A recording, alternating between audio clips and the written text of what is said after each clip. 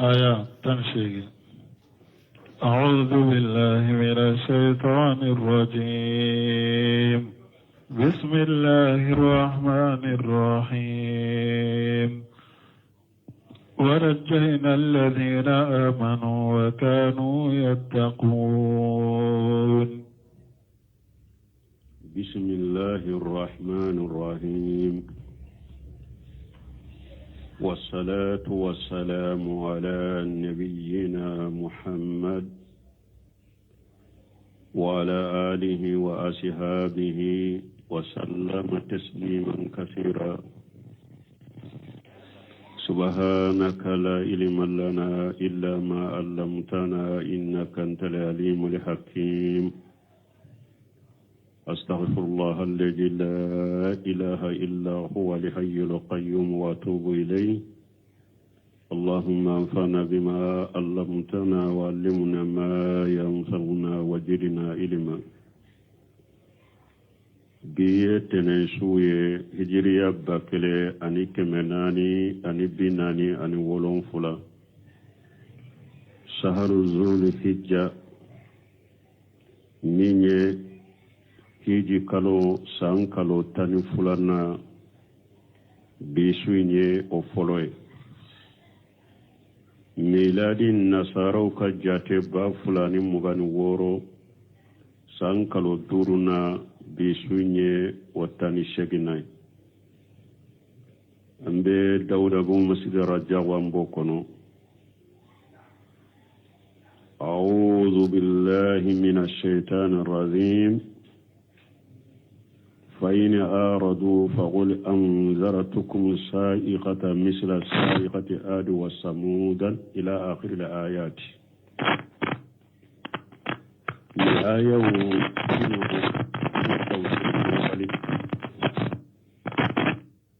عند ابن كثير كالتوسير لبي أيمن فو آيونك. ابن كثير يقول تعالى ko ala ko ala min korotalen do qul ya muhammad li haula al mushrikina al mukazzibina bima jitahum bihi min al haqq. ko mamura fonni mushriku ye munu eni cinyamin nanuma nu ya galontiga ya afo mushriku ye mushriku munu ini cinyamin nanuma nu ya galontiga ya. إن أرضتم أما جيدكم به من عند الله ni aw banna neni min nana awma ka bo ala fe na banna oma ala min kortalen do fa inni unzirukum hulula ni'matallahi bikum ne baw baga ala ka janga kata jigini aw kambaw baga ka bola كما حلت بالأمم المادية من المكذبين بالمرسلين. كمي جانغا كتا جيغنا مانتون تمنون كاتشوغومي مانتون تمنون منون يتشيدو نغالو تيغيا جانغا كتا جيغنون كاتشوغومي ناو فنبانا نتا من باو بغا او جانغا كتا نيغونا جيغني أوكا سائغة مثل سائغة آد وثمود. mana la jaba komi la jaba min nyogona jigina adigan kauka ni samudugan ka ayi wa ma sakalahuma mimman fala ka fi'lihuma. mana be au baba janga kata kana jigauka komi janga kata min jigina ninja makulu fulaka o janga kata nyogona kana jigauka ni ufulaka ke wale nyogona nawu yake. إذ جاءتهم رسل من بين أيديهم ومن خلفهم كقوله تعالى.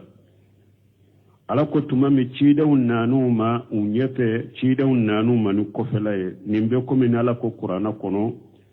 واذكر أغا آدي آدغان كو كبالما ككوف وانا كجمع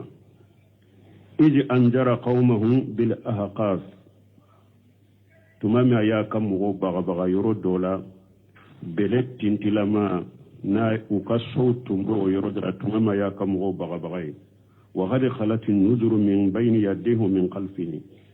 aw bagabagali kilawde temena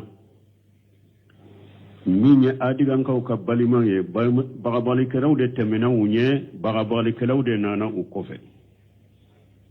ay fil qura al mujawirati li biladihim mana bagabali kelaw nana uni dugum munun shigilen tumbe nyogon kerefe bagabali kelaw nana dugum munun bu nyefe bagabali kelaw nanuma dugum munun bu kofe bagabali kelaw nanuma basallahu ilayhim rusula ala yacidun de chuma ya'muruna bi ibadati llahi wahdahu la sharika lahu ni cidun bu kam gonunu nya mariya ku ka ala kelempew bato ku kana foy fara alaka wa mubashirina wa munjirina anu ka mo mu'minun u ka wulun ni sonja ni alaka nema u yajiya ani lagra anu ukake bagabagali kelaye ni mogo munun kafiro ku bagabaga warawma ahalla Allah bi adaihim min an-nahmi uyaye ukajugu alaka janga kata min duna ukajugu ka uyoye wama albasa awliyaahu min an-na'am ani alaye akajjo nyumaw ayenne min shirula mana nin dugu mogo munu maso cide untama alaka jugu ala ya halaki min jiga alaka jugu ka uyoye ala ya kajjo nyuma munun kishifana uyoye wama haja ma amanu wala saddaqu bal kajjabu wa jahadu ne kafaroka umalli man ya uma cide unciya tigiya uye cide ungalon tigiya de kabba yawma ku balaka yawma adigan kaw dugum munum bu kofe bagabali kelaw nanuma dugum munum bu umyefe bagabali kelaw nanuma tuma mo dugum mo yu ka cido ngalon tagaya alaye u jugu halaki u ka jugu halaki kam mu'minu kishi adigan kaw yoye yona tabe umalli man ya umma cido unci yatiya u yu galon tagaya u banala tama wa qalu law sha rabbuna la anzala malaikata wa yamufu kunna tundiara antigi alaye nabe cidenci awma atumbe malika udeci ay law sha arsalallahu rusula lakanu malaikatan min indihi na yasuru ciden ciliye alakanu atumbo ciden unci kabo malika udela kabo ayerefe atuntaw hada madawci amma fa inna bima ursiltum bihi ay ayyuhal basaru awa ciden hada madela maw aw cirani min yakana awma kafiruna aw kafiruna nay ay la nattabi'ukum wa antum basaru misluna ante tuwauko aw ya hada madende kuma nyogo ante tuwauko donc man to munun temena nu ka cide un cirumo yanni de fo ka cide un qala allah ta'ala ala qala min qurtalenu famma adu fastakbaru fil ardi me adigan kaw cide un nale guluma uyu yere bonya dugu koloka bagaw ay bagaw wa ataw wa asaw ubagura udantemena uya ala soso wa qalu man asaddu minna quwwata uko jonka fanga ka girini awnye ay mannu bi siddati tarkibuhum wa quwwahum wasura ala yaddan chogoni fanga munduma wasarona ye wasara washira wasuni oye wa taqadu annahum yamtani'una biha min basillahi ulu yere ya jigi kafo fanga min be ulula ni alakalla jaba be sekana ni alakalla jaba be jigi uluka fanga be seka ke sabo ka alakalla jaba nyone kabuka la jaba te ulu soro kabara wu yere lo kabara wu ka fanga la ala yu jagala ko awla mu yaraw ala ko ya luru ma ya anna allah alladhi khalaqahum huwa asaddu minhum quwwata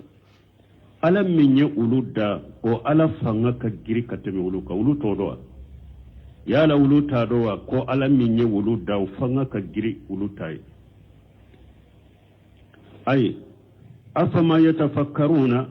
fi man yubarizuna bil adawati yala ulute mere katasi ubake ka jugu ya bokene kam masamminye yala ulute mere katasi ola fa innahu alazim ala yam masabade alladhi khalaqa li ashiya masamminye fembe da وركب فيها قواها الحاملة لها ثم في فنغ من بيلا على دي او فنغ داكا دويلا وإن بطسه شديد على من لك جلد كما قال عز وجل ومن على يفهم مسمن كبا قرطالن والسماء بنيناها بأيد وإن لموسعون على عليه سانكبا ولون فلات داني فنغ دي بأيد من فلن ني فنغ دي عليه سانكبا داني فنغ دي وإن لموسعون عليه على كرا سانكبا يروالي كلاي فبارجوا للجبارة ويم مسمن يكربا مساي ويه أبلا كنك بلا أداوة ويه جوية بلا كنك ويه وجهدوا بآياته ويه ألك آيو بنوما وأسوا رسوله ويه ألك تشيدين سوسو قال تعالى لكو فرسلنا عليهم ريها سرسرا وليه فيني تشوما فيني من كانك جلي دوكو فيني من سمالندو قال بعضهم وهي شديدة الحبوب توسيرك لو دوكو فينيمي ناتشي كانكا جلي كوسوبي وقيل الباردة توسيرك لو دوكو فينيمي سومالين دو كوسوبي وقيل هي التي لها صوت دوكو فينيمي نكامبالا كانجريما بالا والحق أنها منتصفة بجميع ذلك بنكسر كو تشيء ميني كما كو فولك فوني فينين نوفي nin koyin be tun be nin fiɲɛ la fiɲɛ in cili tun ka gɛlɛ fiɲɛ in kan tun ka gɛlɛ fiɲɛ in tun ka suma wa kanat baridatan shadidatan albaradi jidda fiɲɛ in tun sumalen de a sumaya min sumalen do kojugu ka qawli taala komi ni ala ko aya wɛrɛ kɔnɔ o tɛ fa innaha kanat riha shadidatan qawiyatan fiɲɛ tun kɛra fiɲɛ min ka giri a ka giri fanga b'a la litakuna uqubatuhum min jinsi ma iqtaru bihi min quwwahum pour u ka jangakata ka kɛ komi u yɛrɛ u ka fanga min y'u marasa u ka jangakata ka kɛ komi u ka fanga ɲɔgɔnna olu kabara umarsara n'u ka fanga de ala ye fiɲɛ girima fana ciw ma wa kanat baridatan shadidatan albaradi jidda ewa fiɲɛ in tun sumalen do fana sumaya min ka giri kosɛbɛ ka qawli taala komi ala ka kumala min kɔrɔtaren birihi sarsari atiyati ala ko ale ye fiɲɛ ciw ma fiɲɛ min ni ewa sumalen do kosɛbɛ ay baridatan shadidatan fiɲɛ min na sumalen de sumaya min ka giri wa kanat jata sauti mujiz ewa fiɲɛ kan de tun b'a la fana kan min bɛ hadamaden jatige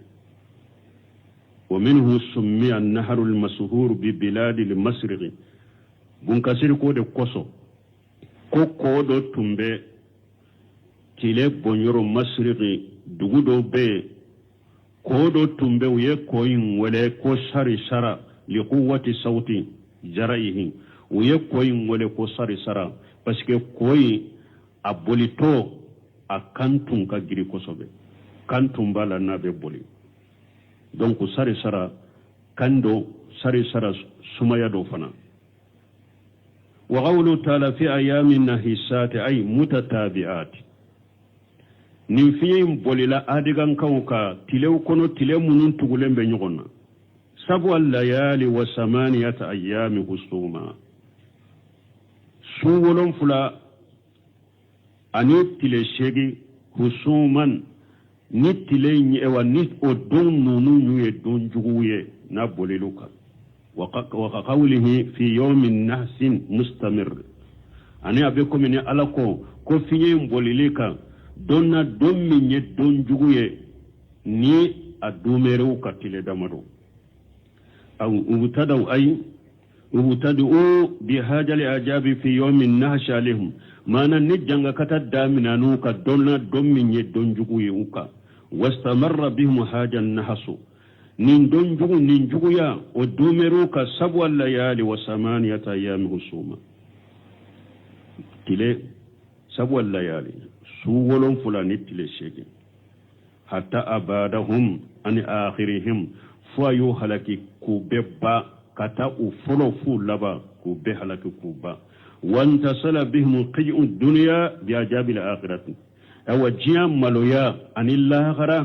maloya laghara la jaba utugura nyogona nunun bolo o maloya rajiya kono ni la jaba inye ku halaki ku maloya awa unnim bora dura keru malaghara kala jaba fana jiya maloya ni laghara la jaba tugura nyogona u bolo wali haja qala taala ninde ko sala ko la min korota lenu linujighahum ajaba li khiji fil hayati dunya ne ala yen ninke purun kullanene malo yalla jaba ma janyana ma yayin kono wala azabul akhirati aqja e walla gharaka la jaba o malo yalendo ka kateme jiyata ka ay asaddu qija lahum la gharaka la jaba malo yakabbu ka kateme jiyata ka wa hum la yunsaruna ay fil ukhra aw yakul ulu la gharad deme bagatu balay fono doge deme baga wotu boloy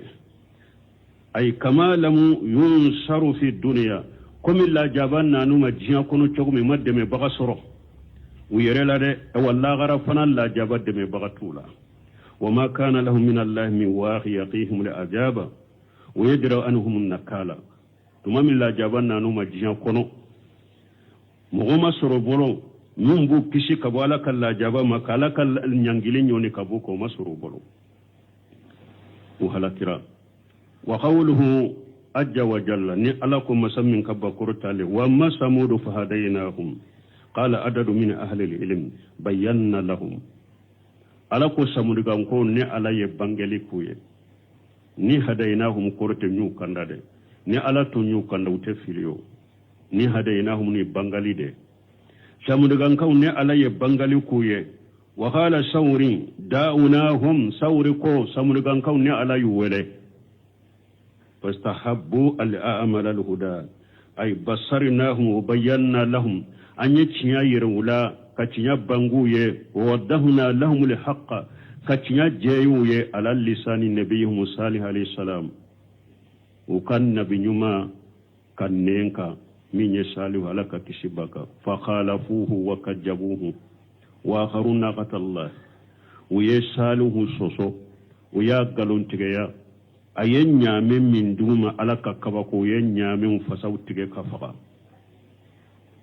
na qatallah ta'ala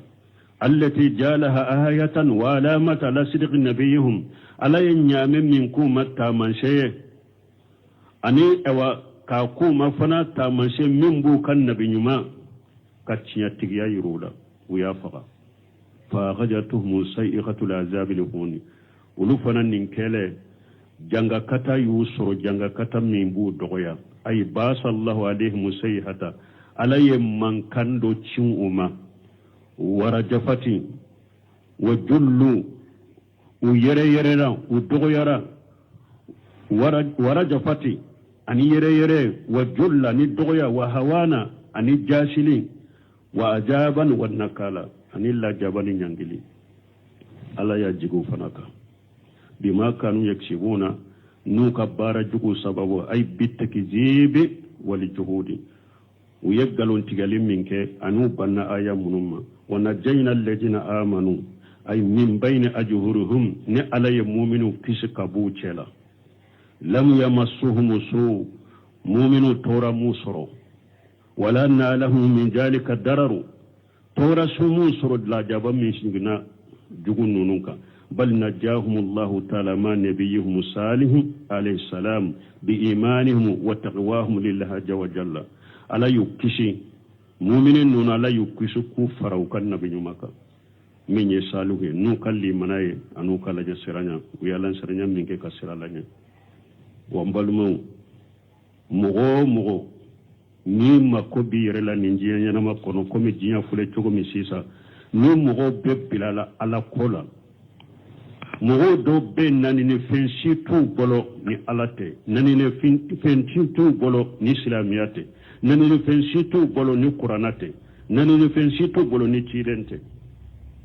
inna allaha la yumli lizalim hatta idha akhrajahu lam yuflihu ambe mun fuye mo yen ninke awunye amanya ubolo de amanya ubolo atenya ubolo to nyali kala ala be makoroni tiye me nahayi mina dongo do tetila alala komi nimbeye ciden ka cidenya nema de mantonka kam mantonka shuno ciden ka cidenya nema ya wodi ato alla ko o mara salina ka illa rahmatan lil alamin ako ciden ma micini foye ka cidenya kera nema de damfe unye ne mogo milli manani cidenya ina arjanna suruna kalli mana sababu e kan nema suruni ciden ka cidenya ye o donendo ni mogo milli manani ciden o ye nema suruni ciden ka cidenya ye o donendo be keneka mogo be se kanyine ka kafiru fana kan nema yoro jumay nu ye nema suruni ciden ka cidenya ye amba fo ciden ka cidenya nema be kafiru ka folola kafirin ni ye ciden galontiga ya doro ya alaka ayaw galontiga ya doro makono ni tala wo yoruni dala bi halaki abi bojiyan kono me ciden kan manton kafiru ala ye nema ku ye ni ciden kan nema ya sababu ye ni mugo min ni kafiriya ni ka bambanti yake la jabat tumbe jigi manton folon ka chogomi kafiru folo ka chogomi ala yo o la jaba jigi sugu ano halaki sugu ala ya korta ka bo ciden kan manton ka ni ciden ka ciden ne mai sino ni ya tannuhu kan mugula kana adigan kawla kana samurgan kawla kana ibrahim kan mola ciden cide ka ko fora qur'ana kono alayu kan mugu halakini junubu minye abebe ciden kan manton bolo sisa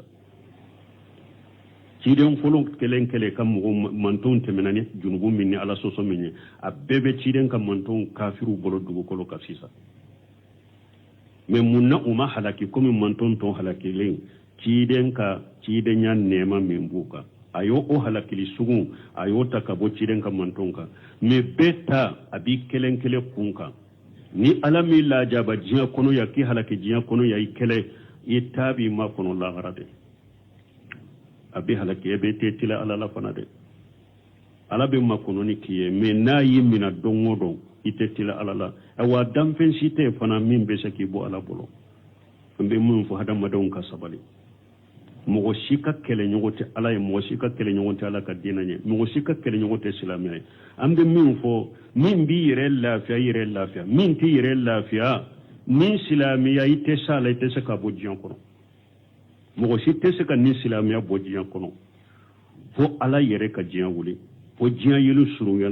surunyali ni ala ben finye duma don nati na be mumini ben ni mina ku bo jiyan kono ni ote mogo ba yere sege na ko pour e kan ni islamia de duga ka bon senna sege min yere banka ni islamia de ro e be saka ni islamia to jiyan kono ibe saka ni islamia to jamana en kono ibe saka ni sunna to jamana en kono ete se ka bola la tajalu taifatu min ummati jahirina ala al haqqi la yadurru man khajalahum wala man khalafahum hatta yati amrullahi wa hum ala zalika ciden ko jama kulu tawli ne kam manton la nu be jo cinyaka ube cinya fo ube cinyake uba barake ala bu deme ko cinyan ka fana nun mogo min yu ka demeli to ye chogo mogo min yu soso chogo yu nani chogo yu duguya chogo o te foi toruma ubu ka dina cinyaka de fo kata jiyawli min bi yere lafiya neti yere lafiya iye wori de financier o ibe sabili de keo ibe kuma de keo a bebe yere de kai ate foi tinya nindina ma ebe kuma jugu munun fo ibe sabili jugu munun ke ebe bide jugu munun ko itake ka ke mo lare itake ka ke islamia lade ibake ka beki yere de la mani amilan saliha falinafsu mani asafa alaiha ala ko ni mo mi nye bara nyuma ke ya ki yere ni mo mi nye jugu ma ke mo rere ya ki yere reka alaka hakimandi anni silama dawma alaka hakimandi anni jiyam goma ay sabali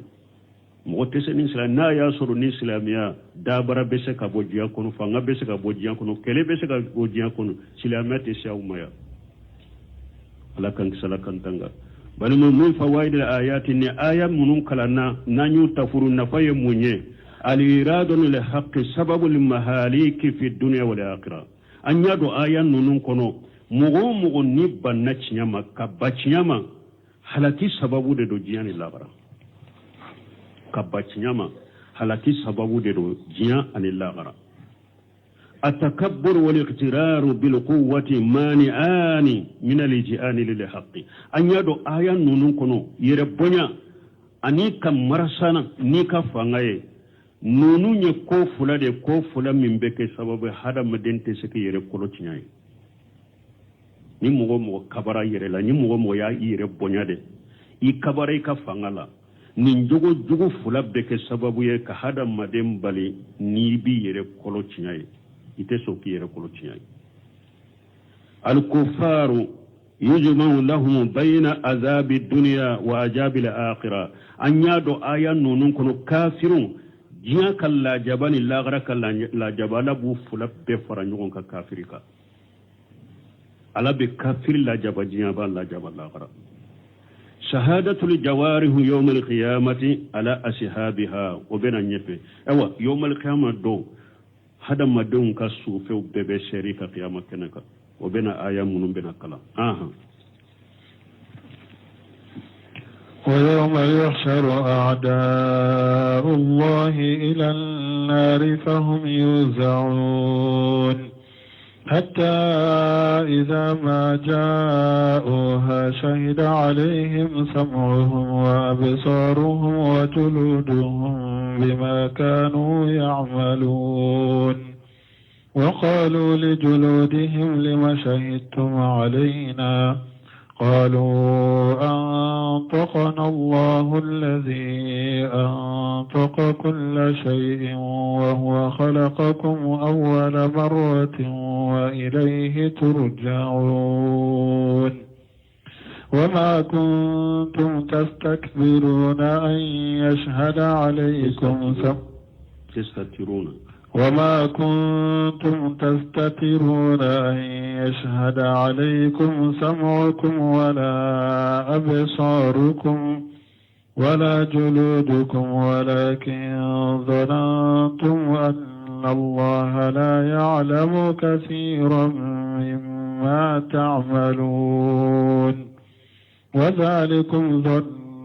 الذي ظننتم بربكم أرداكم فأصبحتم من الخاسرين فإن يصبروا فالنار مثوى لهم وإن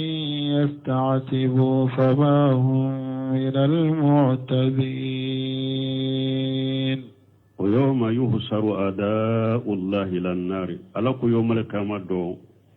ube ala ka jugu fara ɲɔgɔn ka kana jahanaba tasuma ma fahum yunjaun n'u bɛ ɲɔgɔn nɔfɛ kana hari ni fɔlɔ ko bɛta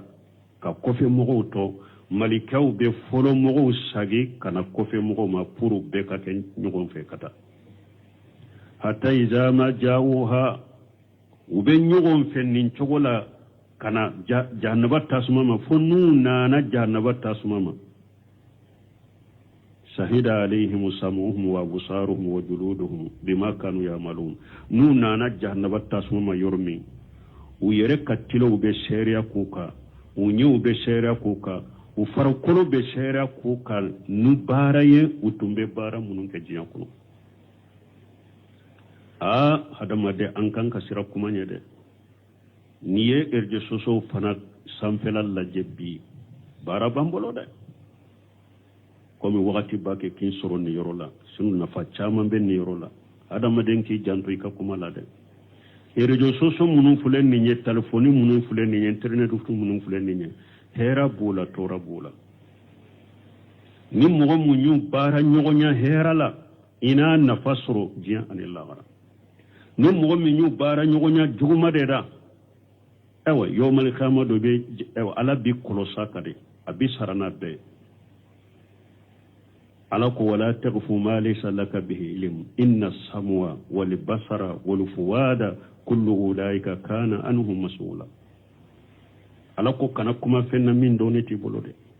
إكادو إتلو إنيو إدسكو يوم القيامة ولا بينين كان نبلا رجو سوسو إيري كولوسي إكنا فين ساري ني إيري min ye tiɲali ni kojugu ye awa i kana kɛ sababu ye kan fana ka fɛn cari min ye kojugu ye maana e yɛrɛ ka kuma dɔ sɛbɛn min ye kuma jugu ye k'a bila ou bien e yɛrɛ ka vocali dɔ ewa kɛ vocali min ka kuma kɔnɔ kuma min ye kuma jugu ye k'a bila i yɛrɛ kɔlɔsa ma nin ye de i yɛrɛ ka ewa tiɲali cari ni i yɛrɛ kun ye ou bien ka sababu ka tiɲali cari dɔw ka vocali dɔ ci e ma ou bien dɔw ka sɛbɛnni dɔ ci e ma e yɛrɛ b'a dɔn nin sɛbɛnni min filɛ nin ye kojugu de don ala sɔsɔ de don haramu de don nin kuma min filɛ nin ye kojugu don ala sɔsɔ don haramu don u n'a sagi k'a fɔ a y'a partager a y'a cari i n'o cari i ye kunko sɔrɔ dɛ o ye de ka fɛn cari ni sababu ye ka sababu ka fɛn dɔ cari min ye kojugu ye i yɛrɛ kɔlɔsa ma dɛ hadamaden k'a dɔn i bɛ fɛn o fɛn sɛbɛn i bolo bɛ fɛn o fɛn sɛbɛn ni réseaux sociaux la kiyama i bɛ ɲininka la i bɛ kuma fɔ ni réseaux sociaux la kiyama i bɛ ɲininka la i bɛ fɛn o fɛn lamɛn ni réseaux sociaux la kiyama i bɛ ɲininka la i bɛ fɛn o fɛn i bɛ a lajɛ ni réseaux sociaux la kiyama i bɛ ɲininka la i ka sɛbɛnni i ka kuma i ka lajɛli fɛn i ka mɛnni fɛnw ani kojugu i y'a kɛ réseaux sociaux kan ni sira sera hali ni ninnu tɛ kiyama i bɛ ɲininka la awa i yɛrɛ de bɛ ka baba gafe kalan dɛ i ma kuma fɔlɔ réseaux sociaux kan dɛ a bɛɛ sɛbɛnlen malika ba bɛɛ sɛbɛn yomali kiyama don a yɛrɛ de bɛ ayiwa wa kulla insani aljamnahu ta'irahu fi unuqihi wa nukhriju lahu yawmal qiyamati kitaba yalqahu mansura اقرأ كتابك كفى بنفسك اليوم لك حسابا حسيبا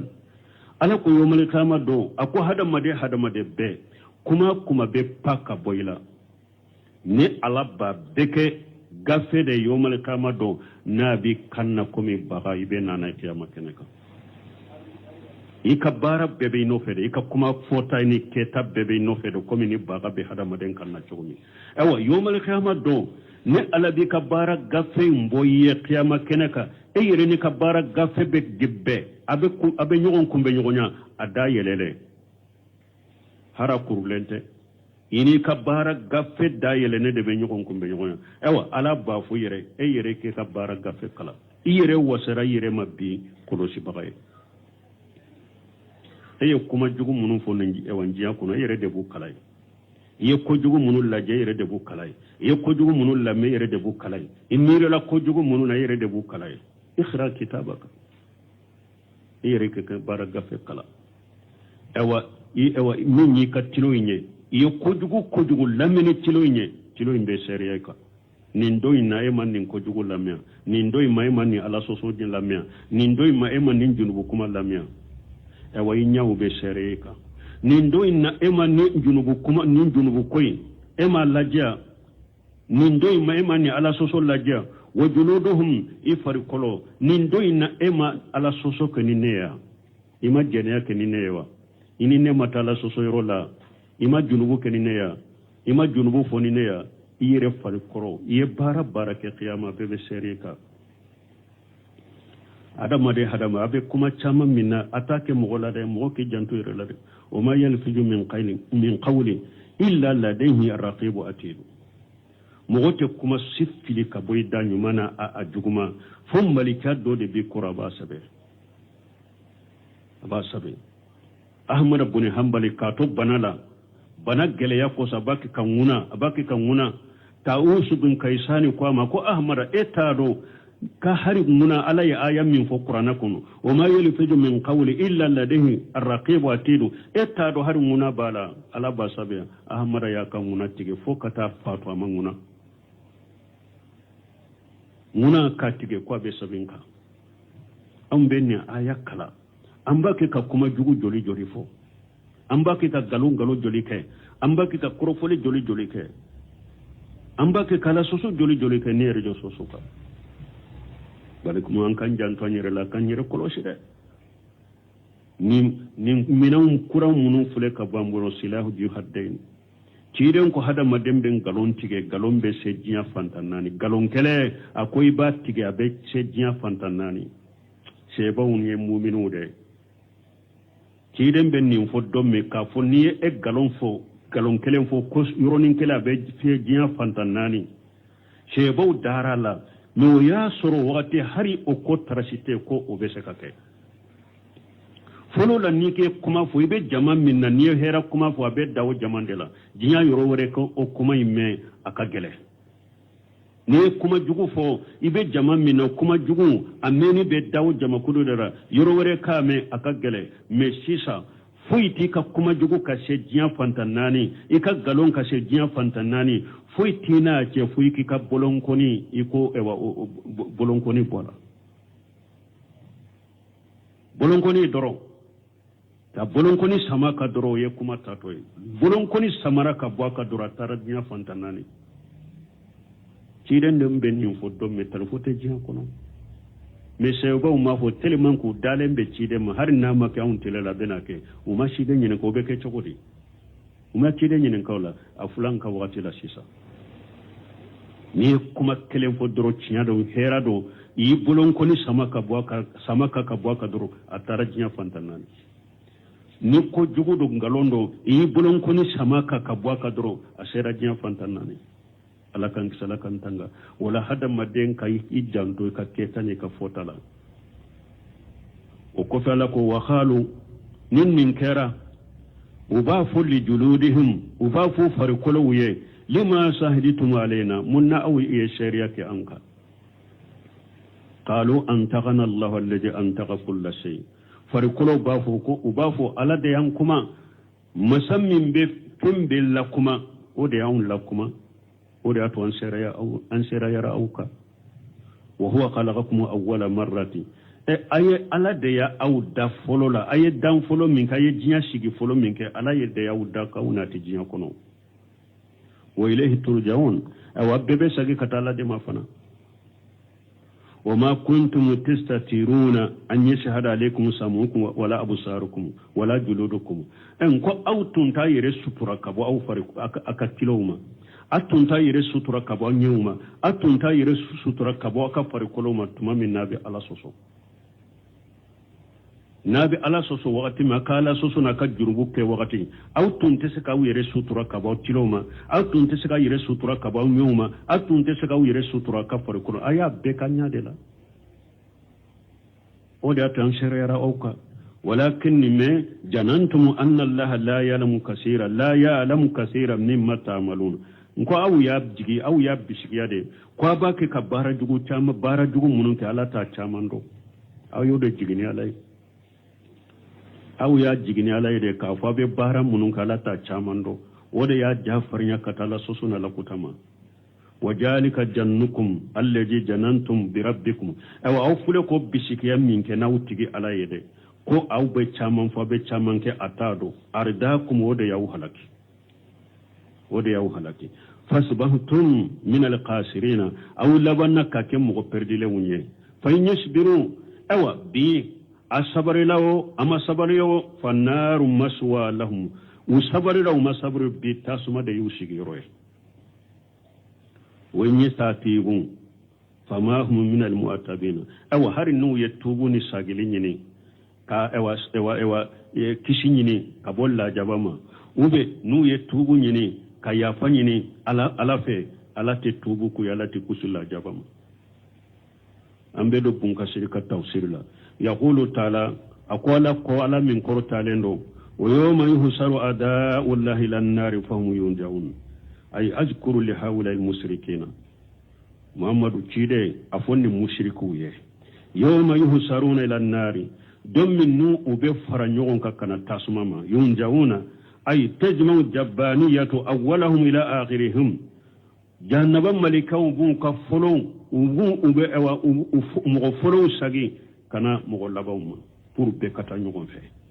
qala tabaraka wa taala alakum sami hera kacha kortaleno ona suqu lil mujrimina ila jahannama wirida alako yomal kamado ne ala be tinyali kelaw sama kana jahannama abbe mi nogoto ay itasan abbe mi nogoto wa qawluhu ajja wa jalla ni alakum sami kaba kortaleno hatta idha ma jaawha ay ukhfu alaiha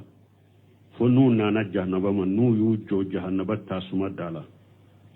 سهيد عليهم سموهم وابصارهم وجلودهم بما كانوا يعملون أي بأعمالهم نو نانا نو يوجو تاسما دالا وتلو بسيروكا ونيو بسيروكا وفركونو بسيروكا نو كبار أي بأعمالهم وبسيروكا نو كبار بما قدموه وأقروه ويبارا منو جنوب منو كتمه أنو واجب منو نو يولوتو يوموك لا يكتم منه حرف كله وتادو على لاي abede be foye ye fengo fen fo jian kono ye fengo fen laje jian kono ye fengo fen e wa junbu lamme jian kono kab junbu e wa kaye kalaje abede be fo kiyama kene kay harafu kelente toy nin kuma chama fule reso sola de abi sebelende do fo ni mo min tubira sani sayaki soro ni ala ya yafi masino la garibe saga bela be nyana kiyama kene kay la garibe saga bela ifari kolo ba be foye harafu kele utato kofe وقالوا لجلودهم لما سهرتم علينا أي لموا آداءهم وجلودهم من كلا ويكفر كلو جلدي ويكسوفو جلدي وكفر كلو جلدي هنا سهدوا عليهم تمام فركلو سوفو فركلو يشرك يجلدي فإن ذلك أجابتهم الآداء ويروا وكلا وكسوفو يجابي ويسوفو جلدي من أو بسيرك أنك كنترو كندلا جابما سوفي أبو جابي قالوا أنتغنا الله الذي أنتغ كل شيء وهو خلقكم أول مرة وبافوا لا دي لكما مسمى بفهم بكما لكما وديون لكما كانك بفول أي فهو لا يخالف ولا يمانع وإليه ترجعون بس كني على هذا ما دنيا مرمينا دم في مرمينا إتشك على سوسو إتشكو إيوا أكمان تكوي توكي بيبي ساكي كتالا دما أن أنس بن مالك رضي الله عنه قال كارثنا أنس بن مالك مالك جك بوما كو دهيك رسول الله صلى الله عليه وسلم جاءت يومي أو تبسم ko ciden yele la dondola ube ciden yele misenu ko kamunye ke yele misenu ko la yoke ciden yoke dondola fa qala sallallahu alaihi wasallam alaka ciden kala ka tanuba na kisibaka allah antashaluni anni ayi sayda kitu ako shebo ma atinyinin kan nyelela min atinyinin kala qalu ya rasulullah min ayi sayda hakita aw ko alaka ciden yelela munna qala sallallahu alaihi wasallam ciden ko alaka tanuna kisibaka ajabtum min mujadalati al-abd rabbahu yawm al-qiyamah akon kaba kurade jonna tigi alaka nyugon kuma nyugon ya lahara yaqulu ay rabbi alaysa waditani allan tajlimani yawm al-qiyamah do jomba funtigi ala ede mallahi do tanne koyten tonyowa qala bala ala bafuhun ne wallahi do tan konte mo tonyon konti tonyon fa yaqulu jomba fu fa inni la aqbalu alayya shahidan illa min nafsi awa abafu ntiki ala nete mo shika sere ya minan kabbi fo nyere de be sere nyere ka fa yaqulu allah tabaaraka wa taala aw ala bafu masammin kabba kortaleno aw laysa kafa bihi shahida wa bil malaikati al-kiram al-katibina ala bafu jonye yala imi wasado ne alaka sere ala wa anin kam malikiya bamunu ni sebele kelaw ni nuyu ka ko sebe emi wasado an nenin kam malikiya wala qala fa yuraddidu haja al kalam mirara ala binnin kuma sage hada madenye kacaya qala fa yuqtam nin kera hada maden bennin fo kacaya ka fo ala nte jeni mo shika sera nyere ka fo ewa nka fo nyere ala ba fo yala nema wase ika sera nem ka malika emi wasado wululawa ada mare mba fo ay nete wasado mo shika sera la nyerete nin kera fa yuqtam ala fihi ala bi hada madenda noro wa tatakallamu arkanuhu akasu fi bekuma bima kana ya amalu atumbe barake jiya kono sufe be kuma kabbe fo fa yaqulu o joyim bafo boda la kunna wasuhuqa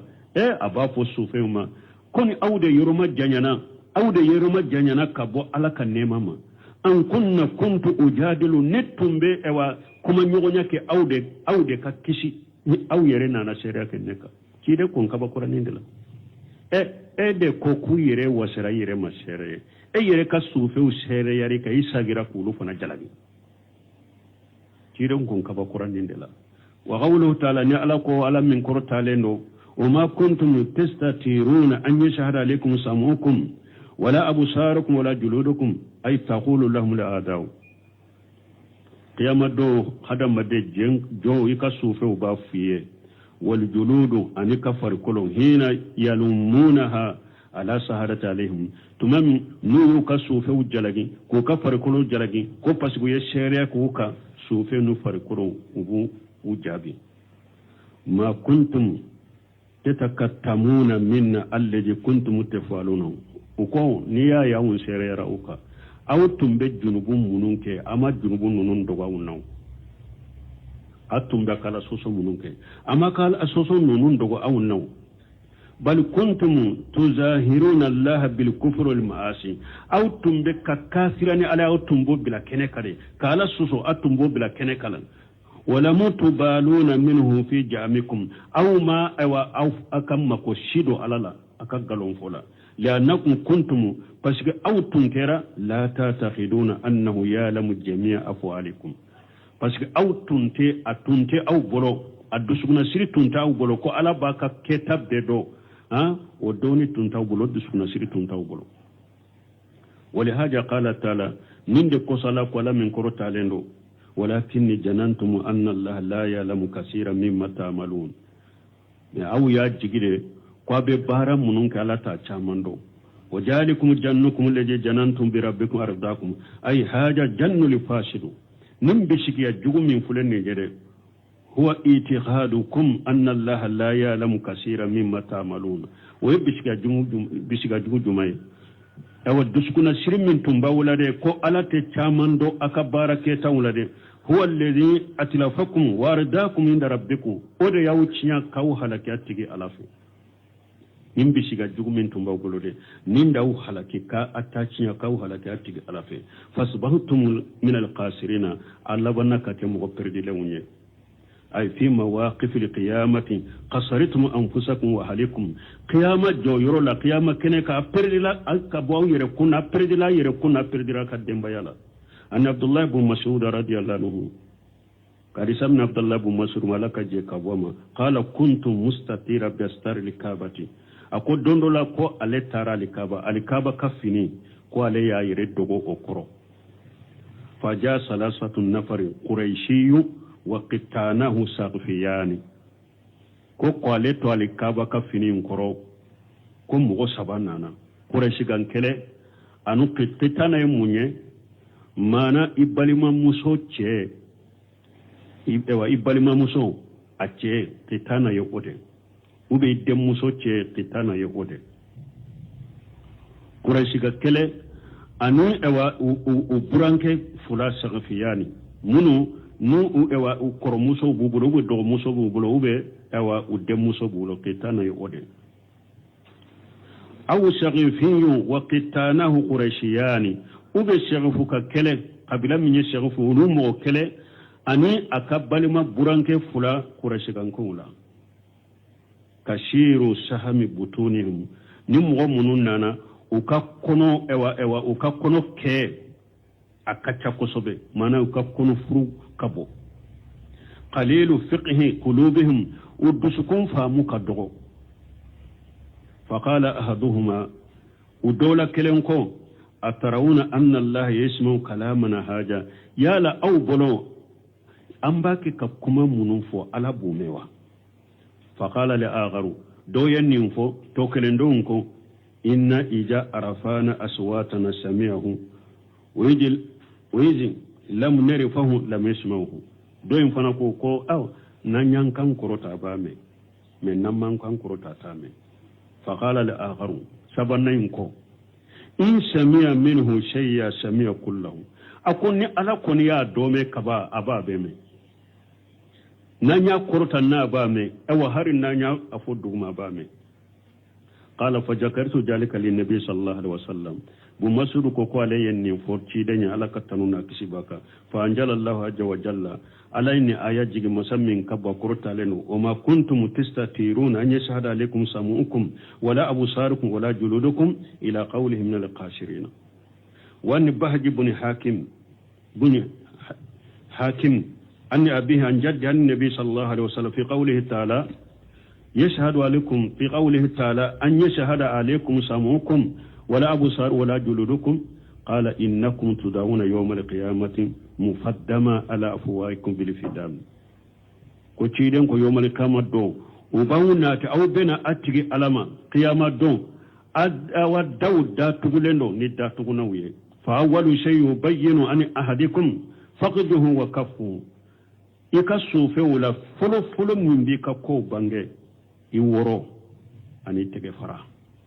qala muammaru wa talali hasanu muammaru ko ali hasanu yani ayakala wajalikum jannukum alladhi janantum bi rabbikum ardakum thumma qala rasulullah sallallahu alaihi wasallam tumami hasana yani ayakala ko ciden ko qala allah taala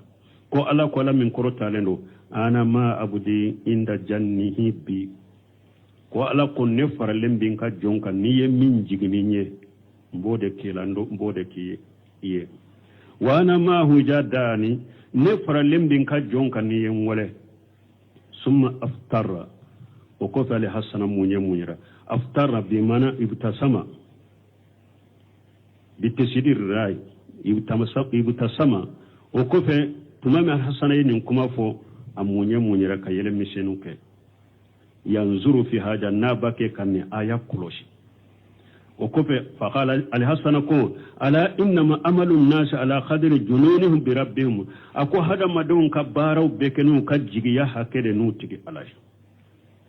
فأما المؤمن فحسن الجنة بربه فحسن الأمل مؤمني عليا كجيا ناتي عليه أو كبارو فنكر بارا نمويه وأما الكافر والمنافق من كافر المنافقين فاسا جنة بالله أيا جيجي جيجو يعني عليه فاسا لأمل أكبارو كربارا جيجوه ثم قالوا كفاكو قال الله تبارك وتعالى وما كنتم تستطيعون أن يشهد عليكم سمعكم ولا أبصاركم إلى قوله وجعلكم جنكم الذي جننتم بربكم رداكم الآية وقت دين سرون من باتليا وقولوا فإن يصبروا فالنار مسوى لهم ناكو نو صبرلا تاسما ديو شيغيروي وإن يساتيبوا فما هم من المعتدين أي سواء عليهم أصبروا أو لم يصبروا وهم في النار أبدا كلانيا نين كافرون نين بارجو كلا وصبروا وما صبروا بتاسما دكونو لا مهيد لهم أنها ولا خروج lahum minha jinga yere tu bolo ka botta suma la boli tu ye fana ka botta suma kono wa in talabu an yastatibu nu ya alla nyini ko be sage wa yaqudu ajara mana nu ya alla nyini purubu ka ujuraw bange alaye fama lahum ajaru ala tu ka ujuraw minawiye wala tuqalu lahum asaratu ala tu ka progotoli anu ka kata wala tu borto wiye mana ala tu minawiye nu ko be po ka katawla fo ala ko mino ya ala to minawiye qala ibn jarir wa mana qawli ta'ala wa yastatimu ay yashalu raj'ata ila dunya fala jawaba lahum nu ya nyini ibn jarir ko nu ya nyini ku be sage kana jiyan kono ala to jabi qala wa haja ka qawli ta'ala ikhbara anhum akon nimde ko min ala ko ni ala ikibare ke kabuma qalu rabbana qalabat alaina shighwatuna ukwanti ala an ka kunna ngoya wode ewa an ka kunna goya de yankelebu ya ewa yankenye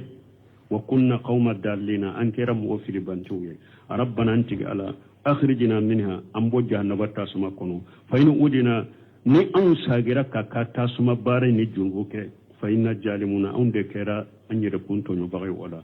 قال لا بافو ملكوي اقصوا فيها ينون دو يا جنب كنوري ولا تكلموني كنكم نيونا نيو توسير من فوائد الايات ني ايو نفو يمني سوء جنب بالله صفه من صفات الكفار جيغو جوني بشيا جوغوني علي كافرو كما انكتو دو الكفر والمعاصي سبب تسليط شياطين على الإنسان